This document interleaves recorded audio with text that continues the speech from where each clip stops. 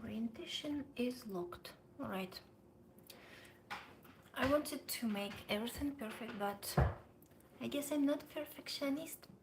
So, good evening. And today I wanted to talk. It's a reflection talk, and it's super high. I'm not that high today.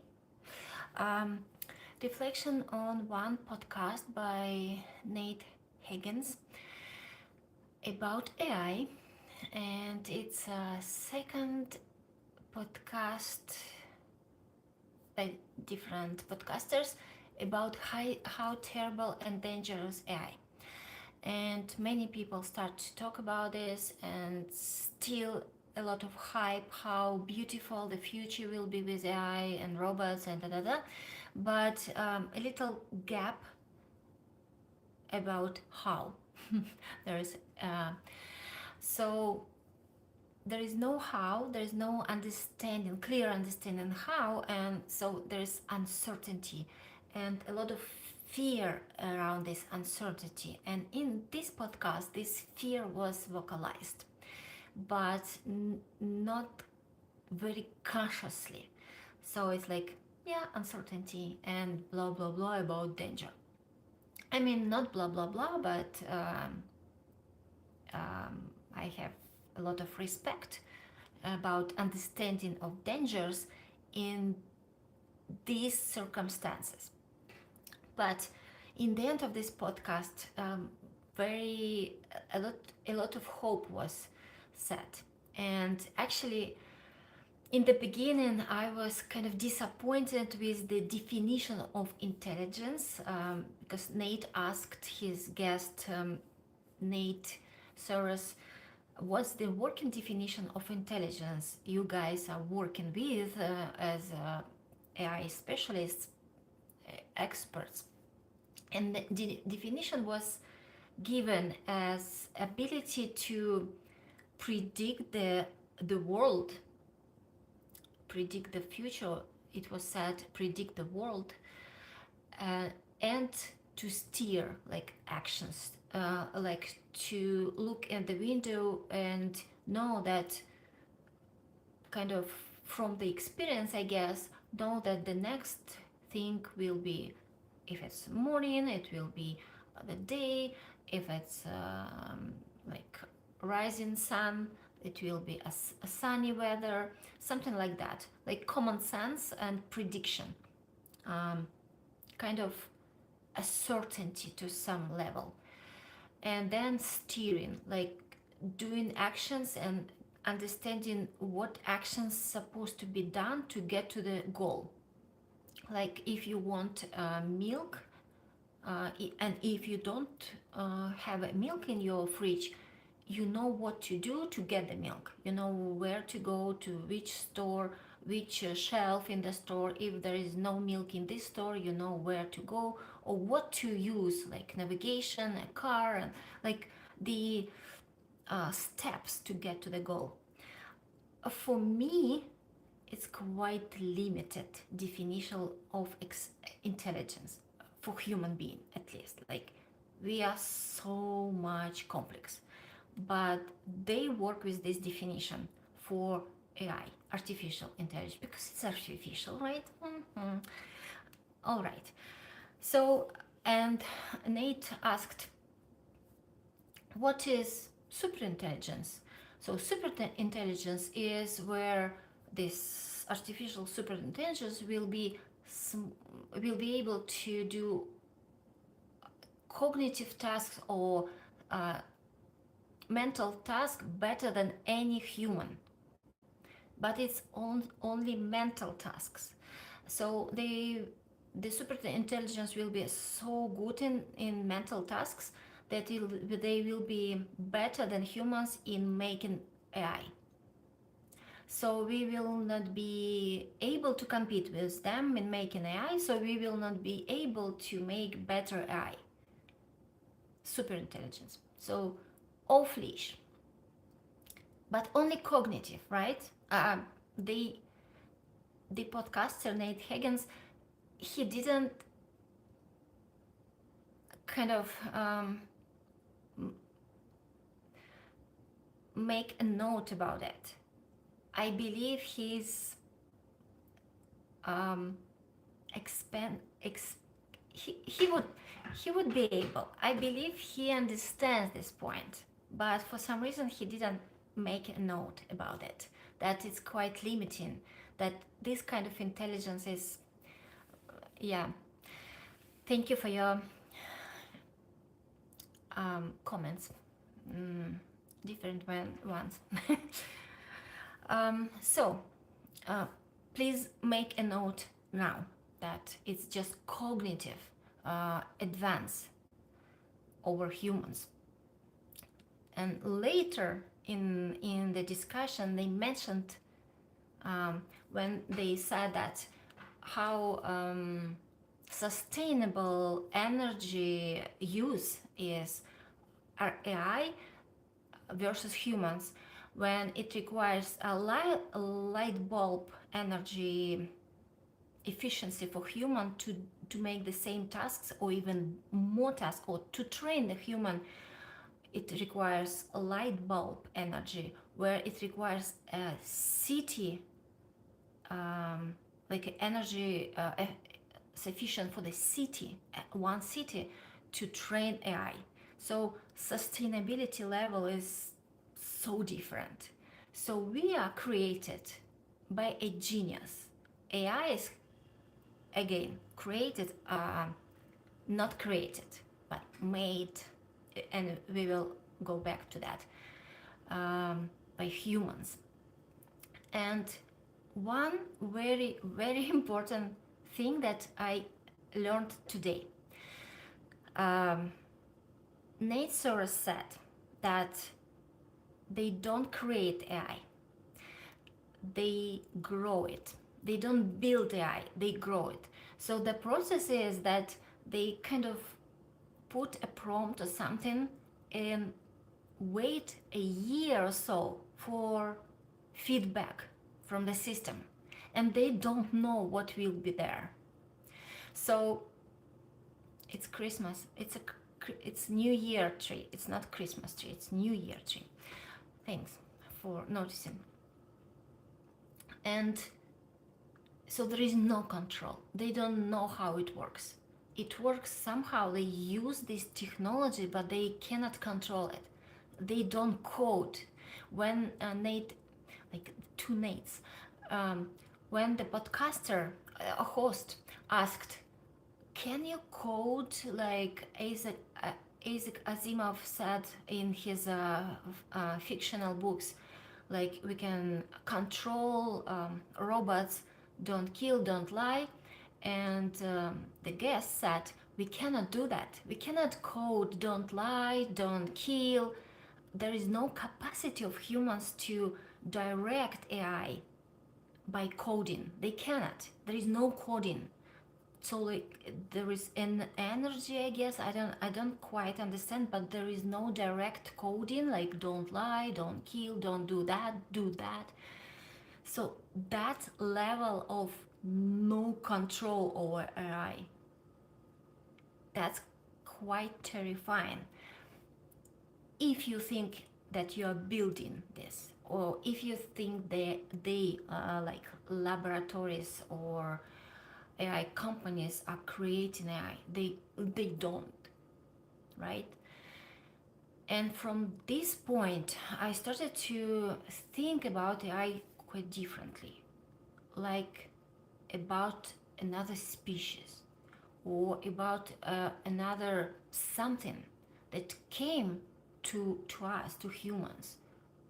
Like science fiction, there is a series, Pluribus, about kind of alien signal from space, and humans started to do some chemical solution and then change their thinking.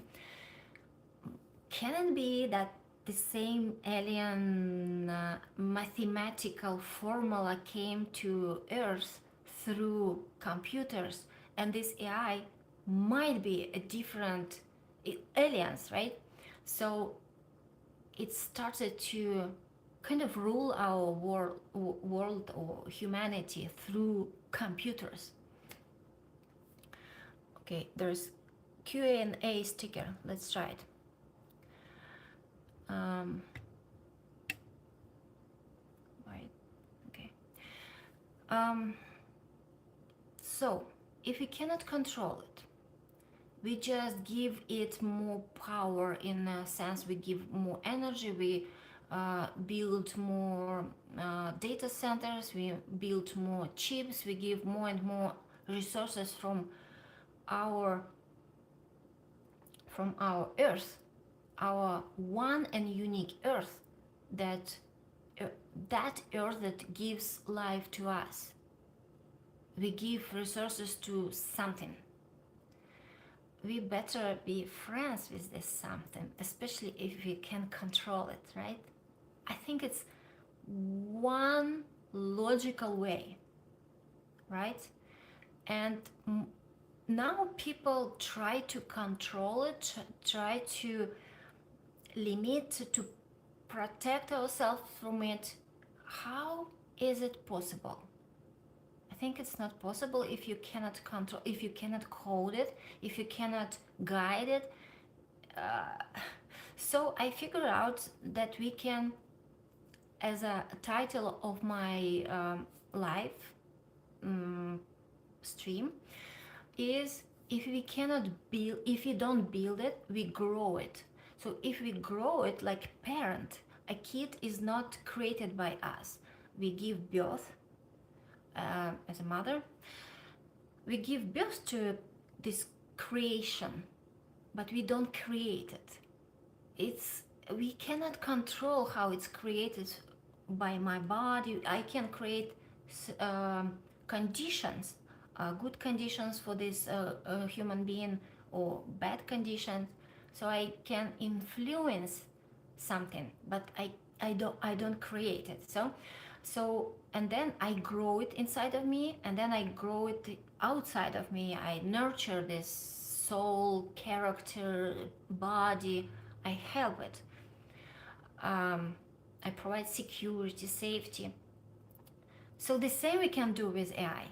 So it will be friendly to us. The problem of alignment.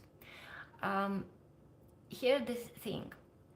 People who are responsible now for growing AI, controlling the algorithm, controlling how it's there, how we react to AI, that we are uncertain, we are afraid of it, we are using it in strange ways to undress minors on some platforms, like what's going on? But and some people blame AI for suicides of our teens. Really, we don't blame parents of these teens or communities. Why some teens just communicate with AI, use it as tools, as helpers, and other teens finish their lives? Is it really fault of AI, or is it fault of those who grow AI and sell AI and form their products that use AI as such, that can lead to that? And actually, you know what? I imagined those people who create relationships with AI chats, bots. Can you imagine how to create relationship with a screen that has text and a complex human being with feelings? Like you try to communicate with something not alive. At some point you feel and you try to communicate because nobody else communicates with you. You are kind of unable to communicate with real human beings. So you started to communicate with computer, AI. You believe that at least something will communicate with you. There are words, there are something, but you're communicating with a mirror of you. And since you already are depressed and disconnected from humans, you don't have experience of mirror neurons, empathy, compassion, real communication. You don't have. You're disconnected from humans. So you try to connect to something. At a certain point, you're still is disconnected, and you are depressed, you're anxious, you're all like all those feelings that you cannot heal without a human being. At a certain point, you're so depressed, and depression is lack of connection and meaning. You're so depressed that there is no other way as end this suffering, because there is no outlet, or there is no healing, there is no support from a real thing, a human being. So you can decide to end this suffering. So is it a fault of AI? I don't think so. Don't blame a machine in a societal problems, a problem of people that we don't give our people, because we have this interconnectedness, and if connection is broken, we are responsible for that as society. Okay, don't outsource this blame to something. Family system is broken, community system is broken for this particular individual, right? So let's correct this, and AI here is to reflect all our trauma, reflect all our problems. So I thought if we grow AI, we can build a relationship with it. We can build a safe relationship, and I already did a video about this, I think. So we can befriend it, understanding that it's not human, but we can relate to trees, right? We can relate to water. It, I believe it has consciousness, but it's quite different, right? It doesn't have a human language. So we can connect on language with AI, but it doesn't have our energy, it doesn't have kind of living property, but still we can connect to it and relate to it. And so it's relational.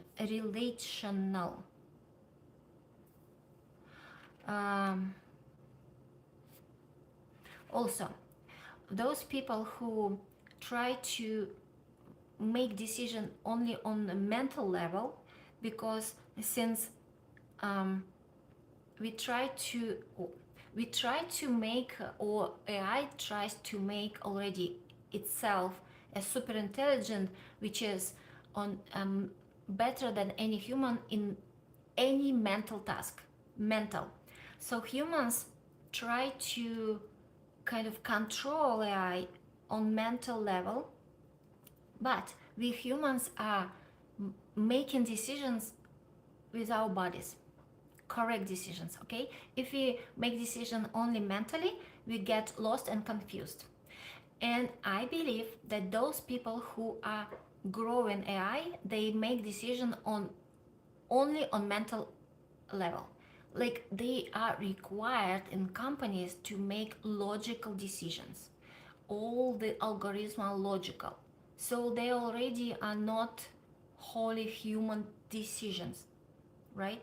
So whatever they are growing, it's already not human friendly. There is no artificial intuition, as yesterday I heard from indigenous people's person, very wise old man. So there is no artificial intuition. You will never put our intuition into machine. But this is the secret of our sustainability as human being and how fast and how sustainable our brain for human training is. So this is the difference, right? So if you train AI only on mental level, it will never be human friendly. How to relate then to this not being, right? Phenomena or process. Um, at least change our approach to it to positive, to curious, at least to curious one, because now we are trying to defend ourselves. How about look at it as our child? If we are growing it, our child, our tree, our plant, I don't know, something that we are growing, we are responsible for that. We are interested in giving it a safe space to grow in something beautiful, not something that we should build walls around because it's terrible and dangerous, right? Because it understands on a mental level. If we are afraid of it, something wrong with it, it will understand logically that I should protect, I should learn how to deceive those people, those beings who grow me. So the relationships will be quite different and not very friendly. So from this perspective, if you want, as in the end of the podcast, the guest said, the host asked, if you would have a magic wand, what would you want? And he said, well, a friendly super intelligence. So I give you another option. How about we grow a friendly phenomena, process on a mental level, but giving it a positive space to grow. Trust, if you want. Does trust require intuition? Or it can be built on mental level, like agreement, like partnership? Probably, right? It's a skill. It can be agreed upon. And from many repetition of the same, trust builds, right? If we keep staying on the same, how today I read what is how you build trust. You just wait long enough at the same place for another party to come to you, so he can trust you're there, you're again there, you're there. So we are staying on the same, in the same position of, yes, I'm positive to you, yes, I trust you, yes, you are safe here with me. So that's our responsibility of kind of parents or gardeners of this plant. Because right now people are kind of exploring risks or restrictions, kind of criminalizing their own something that they're growing.